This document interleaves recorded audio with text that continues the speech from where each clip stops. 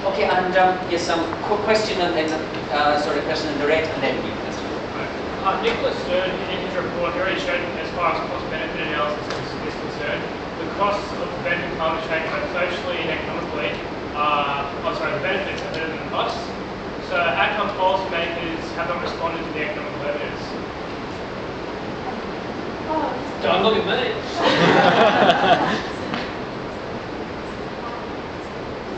I guess it goes back to what Richard was saying before.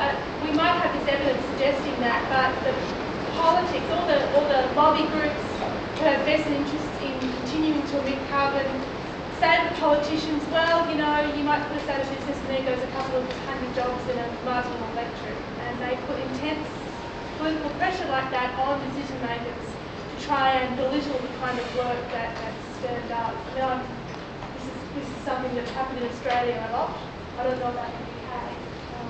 And that's the kind of dynamics that happens. And so as a consequence, unfortunately, some good economic work can get ignored, including the research. Do you want to say something on that as well, Sonia? I can't hear. Oh, okay, that cost benefit analysis is what Okay. It's a very tricky question though. If you look at the Stern, well, okay, let me explain this way. So economies are very influential, powerful in a way that they can estimate benefits and costs. But to what extent you would trust these numbers? So it's very subjective. It's also very, so Stern produces one cost-benefit analysis and Northus produces another. It's very different. So the two results are very different. And in the context of climate change, acting or not acting, the decision of acting or not acting is more complicated than just looking at the cost-benefit analysis, because there's an enormous amount of uncertainties associated with this. So, and from different schools of thought or different economies, the results are very, very different. And if you look at the Stern report, then it's very controversial because of the kind of assumptions, the kinds of numbers that they have used to estimate the benefit and cost. So this cost-benefit analysis is very influential, but at the same time could be very subjective because of the underlying assumptions associated with this. And also keep this in mind that people who are able to guide also are able to misguide.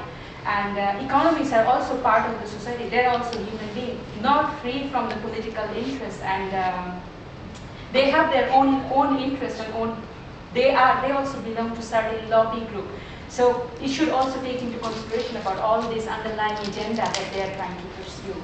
So if you are interested about Stern report in particular, then go and just Google about all the controversies that surround about Stern report. It's not that straightforward. Can I just add, I disagree. The orders of magnitude are such that the analysis is banal. All right, the estimates of the costs of inaction are enormous. The estimates of the cost of action are small.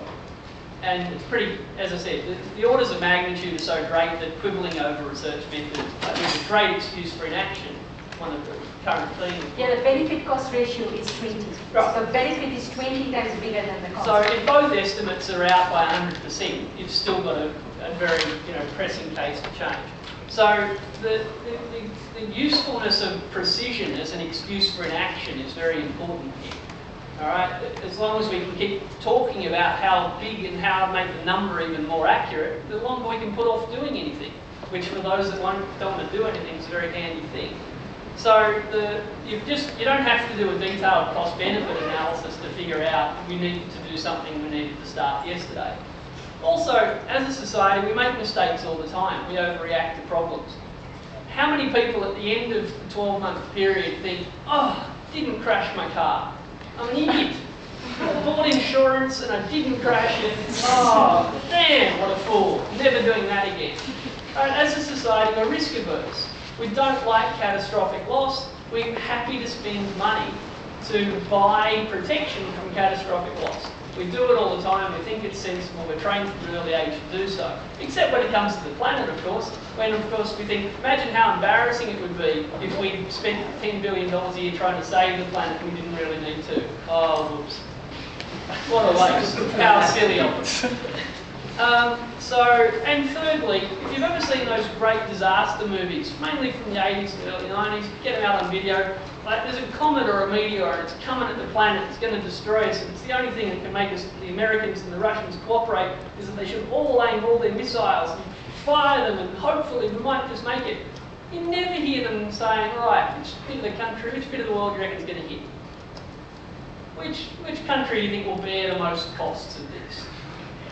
What's the return for America's investment in you know, launching rockets that might only protect people in the South Pacific or the Indian subcontinent? I mean, the scientific case for a crisis is compelling. It's pretty bloody obvious that the costs to everyone are going to be high.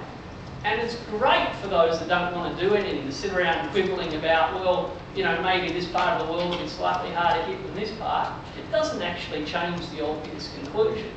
But as I said, for those that don't want any action, this conversation is fantastic. Question is left to be the last one.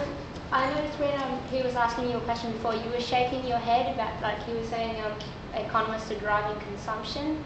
Yeah. Why? Because I just have this thing that we're being forced to consume, like, oh, I need the new phone, sort of thing. Oh, well, yes, no, I agree with you. But I guess why I was shaking my head is that it's not. I don't think it's economics that does that. I actually think it's our consumers' culture and business that does that. And they use so business and economics are separate. They're separate. They're separate. Economics is really, again, as I said before, is about how we use and distribute resources around the economy. And businesses do that. But it's in there, the way we've set up our business and economic culture, really more about business culture and our consumers' culture, encourages us to consume. And they might use the tools of economics to do it. But economics is really just a tool, and it's the culture that we have that encourages us to consume. And when Richard was talking about those assumptions, about what underlies, some of the assumptions that underlie economics, those assumptions are culturally driven. We change our assumptions, and the way we would use economics, I think, would be quite different. Okay. Right, thank you very much. I'll try and sort of sum up this afternoon and thank Hannah and Sonia and Richard.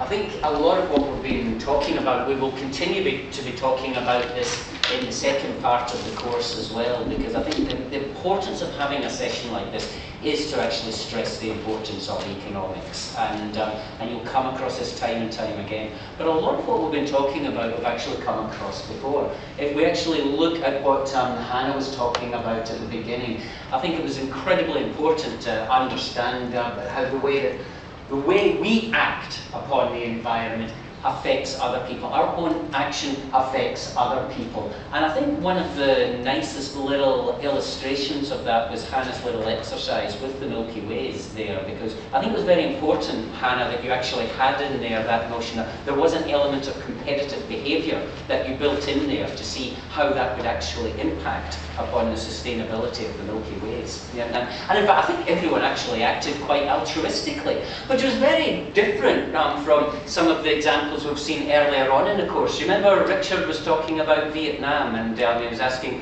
why one of the fishers in Vietnam, why they were picking up these tiny little fish rather than letting them grow, and it was because, well, if I don't do it, someone else will. And a nice little example of the impact of competitive behaviour.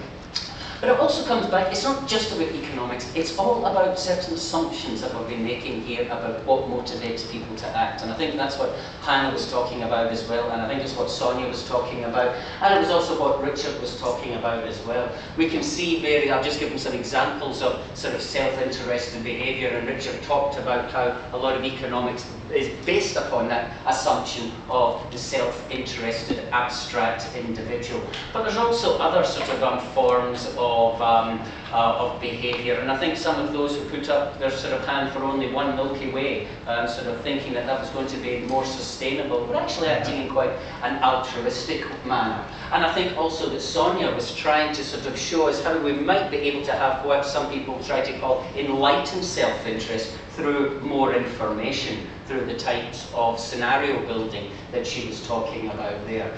The other interesting thing that came out in the sort of the talks was that we have talked about a lot in this sort of course is about, again, motivations for action, whether or not governments or individuals are better at action, or whether or not there is some way, some sort of form of collective sort of form of action beyond either the nanny state, as Richard called it, or sort of